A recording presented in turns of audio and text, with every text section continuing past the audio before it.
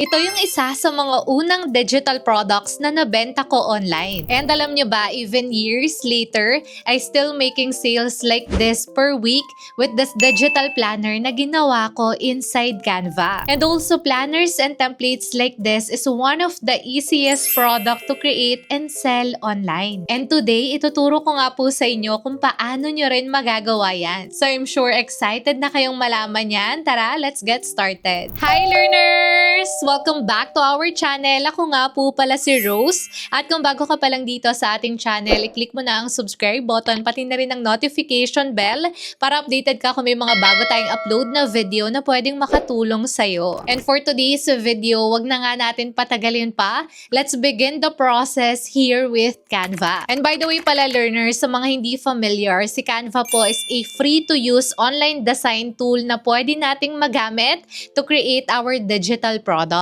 And here, meron nga silang dalawang klase ng account, which is yung free and pro account. And if you want to use yung pro features, meron nga sila ditong free 30 days trial. So pwede nyo nga i-check yung more details niyan dyan sa ating description below. Now dito nga learners kay Canva, pwede tayong makagawa ng account using our social media or active email address. And then ito, once na nakagawa na tayo ng account, mariroute tayo dito sa ating dashboard. So here to start, select lang natin itong custom size. And then after that, for this tutorial, ang gagamitin nga po nating size is 6 by 8 inches. And then once na nalagay na natin yan, select na po natin itong create new design. And then after that, ayan, mag-route na po tayo dito. So here naman, para makapag-start tayo mag-design, punta tayo dito sa elements. Ito, makikita nga po natin yan dito sa left side. So tap nga lang po natin yan. And then after that here, magsa-search nga lang po tayo ng vintage cover. So dito learners, bakit nga ba vintage cover yung isa-search natin? So itong design kasi na to, upon doing my research, aside sa mataas yung sales na pwede nating makuha, it also grab people's attention. So basically, yung mga ganitong design talaga yung mabenta. So now going back, ayan dito nga ang isearch po natin is itong vintage flower background. And then after that, punta tayo dito sa graphics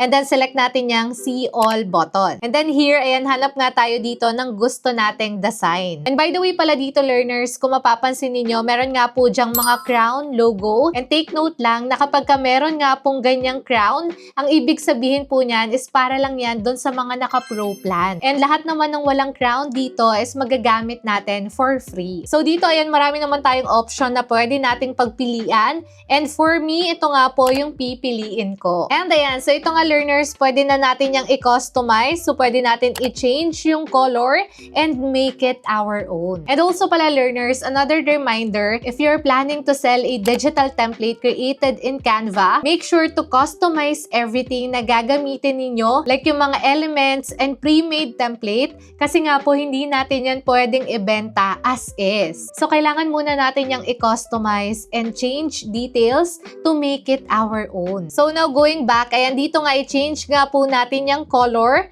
So dito ang piliin natin is this one. Now kapag napalitan na natin at finalize na natin yung color na gusto natin, marami nga po tayong pwede pang gawin dito sa pattern na ito. So here, pwede nating i-right click yan and tap itong set image as background. So aside from this, ayan, undo muna natin yan. Aside from that, pwede rin natin yan i-extend para makover niya yung whole page. And ayan, pwede pa natin yang i-adjust. Pero ako dito learners, ang ginagawa ko sa mga ganitong klase ng pattern, dinuduplicate ko nga po yan and nilalagay ko side by side. So yung mga ganitong pattern kasi continuous yan and kung mapapansin niyo halos parang magkarugtong lang sila. So mas maganda nga yan kapag ka side by side sila. So ayan, once na na-adjust na natin, repeat the process lang. So duplicate lang natin yan and lagay natin dito sa baba. So now once na okay na tayo dito, ang next step naman is maglalagay tayo ng title. So para nga makapag-start tayo, select natin itong text icon na nasa left side. And then after that, tap natin itong title. And then here, lagay natin dyan, Daily Planner. Now for the font naman, ang piliin natin is itong Nadira font. So tap lang natin yan. And then after that, change lang natin ng colors. So hanap nga tayo ng babagay dito sa cover natin. So try natin this one. So as you can see here, hindi siya masyadong kita kasi nga kakulay siya ng pattern natin. So ang gagawin natin, punta tayo dito sa elements. And then after that, let's go here sa shapes. And then choose choose natin itong square. And here, let's make it color white. Ayan, piliin natin yung white. And lagyan natin yan ng understroke line, itong solid. And then, adjust lang natin yung weight niyan into 1. Ayan, try natin yung 1. And then, after natin, palitan natin yung color. So, again, hanap tayo ng babagay dito nga po sa cover natin. So, here, ayan, okay na. So, adjust na lang natin yan. And dito, lagay natin yung text na ginawa natin kanina. And ayan, so ito na nga learners, so lagay lang natin yung text natin. By the way, dito kung mapapansin ninyo, merong auto-assist na line. So by using that, malalaman na nga natin kung properly aligned na yung ginagawa natin dito. And ayan, so ito nga learners, tapos na tayo sa cover natin. So diba, easy as that, nakagawa na tayo dito ng first page natin. So now, proceed na nga tayo dun sa next page. So tap nga lang natin itong add page button. So ayan, ito na yung second page natin. So ang gagawin natin, ika-copy lang natin itong text natin na nandito sa first page and then ika-copy natin yan dito. So adjust nga lang natin yung position yan. Ayan, dito natin yan ilagay sa gitna. Now kapag okay na tayo dito, punta na tayo dun sa next step. So here, punta ulit tayo dito sa elements and then select natin itong shapes. So here sa shapes, ang piliin nga natin is itong square. And then after that, ayan, change color nga lang tayo sa hanap tayo ng babagay dito nga po sa ginagawa natin. So yun, meron namang mga recommendation dito sa gilid. So pili na lang tayo kung ano yung magustuhan natin dyan. So here, try natin yung lighter color. Ayan, this one. And then after that, baguhin nga lang natin yung corners niyan. So lagay nga natin dito mga around 10. Ayan. And then after that, adjust lang natin yan. And then i-position lang natin yan dito. So dito, ayan, in-adjust pa natin ng onti yan. And yung corners, binago natin ng 68. So now, ang next step naman, duplicate lang natin yan. And then adjust natin and lagay natin dito sa baba. And ayan, so after that, lagay lang tayo dito ng another text. So punta ulit tayo dito sa text icon na nandito sa left side. So tap nga lang natin yan. And then after that, ayan, tap lang natin itong subtitle. And then dito, lagay natin date. Then after that, adjust lang natin yan. And then ilagay natin yan dito sa ginawa nating shape kanina. So, ayan. So, baguhin lang natin yung font color. By the way, dito, learners, ang ginamit ko na font is itong open. Now, duplicate lang natin yan and lagay natin dito sa baba. And this time, ang ilagay naman natin is smooth. So, dito nga, since smooth yan, lagay tayo dyan ng emojis. So, here nga, para makahanap tayo ng emojis, punta tayo dito sa elements. And then, isearch natin yung word na emojis. And from here, ayan, hanap nga tayo ng icon na babagay nga po dito sa ginagawa natin. So, dito learners, ayan, maganda yung mga ganito lang klase ng line. So, para mas minimalist siya. So, after that, kung kindik nga po natin yan, meron nga pong tinatawag dito na magic recommendation si Canva. So, makikita nyo yan dito sa side. Ayan, itatap nyo nga lang po yung see all button para makita nga po natin lahat yan. And ayan, so, diba, ito pare-parehas na siya. So, hanap na lang tayo dyan ng gusto nating ilagay dito nga po sa ginagawa natin. So, dito, ayan, so, nakahanap nga po tayo ng ganito klase ng emoji. So, ang gagawin natin, change color lang natin yan. Yung babagay nga po dito sa design na ginagawa natin. So, dito, ayan, pinalitan natin yung color. So, adjust lang natin yan para magkasya siya dito. And ayan, so ito nga completed na yung emojis natin. And once done nga, ayan na yung magiging itsura niyan. So now naman ito learner, since daily planner nga yan, ang next step naman na kailangan nating ilagay dito is yung tables. And para magawa nga natin yan, punta tayo dito again sa elements and then piliin natin itong tables. And then here, ang piliin nga natin dyan is itong pinakauna. So dito learners, ayan kung mapapansin ninyo, tatlo nga po yung column niyan. And here, dalawa nga lang po yung kailangan natin. So, para ma-delete natin yung third column, itap nga lang po natin yung tatlong dots na yan. And then after that, select natin yung delete column. And ayan, so ito nga, meron na tayong dalawang column dito. Ang next step naman is palitan natin yung color niyan, yung babagay nga po dito sa design natin. And para magawa yan, itap nga lang po natin yung grid icon na nandito sa taas. Ito. So, after that, tap na natin itong border color. And then here, pili tayo ng babagay nga po sa design natin. So, same na nga lang natin yan dito sa color ng font natin. Then, after that, lagay nga tayo ng text dito. So, here, lagay natin yung time. And then, dito sa other column, lagay natin dyan schedule. And dito, learners, mas maganda ma-highlight natin yung text natin dito. So, para magawa yan, select nga lang natin specifically itong bar na yan. And then, after that, tap nga lang natin itong color icon na nasa taas.